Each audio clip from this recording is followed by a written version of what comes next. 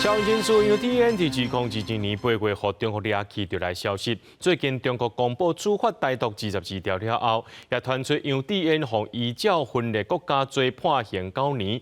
针对着这款的判罚，陆委会甲家属是无都接受，也批评讲这22条就是针对台湾民众。 今天，浙江省温州市国家为民顶管这个查甫人，就是2022年8月，在中国浙江逮捕的台湾民族党副主席，嘛是社运人士的 UDN， 迄当阵互掠走了后，伊中时失去消息。最近对方先公布订毒22条，即么个传出 UDN 奉照台独头目，涉犯分裂国家罪，和中国温州法院判刑9年。我方政府及家属均拒绝接受此判决结果。好，政府在此提出严厉谴责。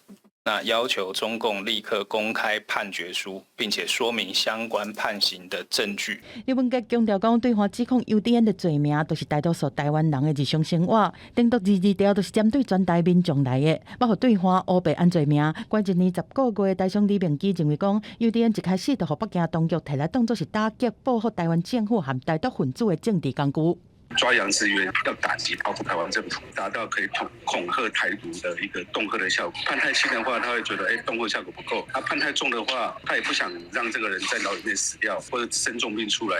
另外，外界烦恼讲，订毒22条会透过第三地引导涉嫌的台籍人士到中国。李明基嘛建议讲，避免去和对方经济合作关系较歹的干部制和辽国。中国持续用两面的手法，一方面威逼，一方面是对文化统战下手，传出找台湾的网前去新疆翕影片宣传。刘委会批评这是想要把新疆的人权问题洗白。如果说网红是收了对岸的一些经费，也就是说受到境外敌对势力的指示、委托、资助然后破坏社会秩序，或是传播假讯息、干扰选举等等。 都可能违反反渗透法的规定。刘委会强调讲，会密切去观察翕影片的网前敢有违反法律，嘛提醒民间若要去新疆来投资，要注意国际对新疆产品抵制状况。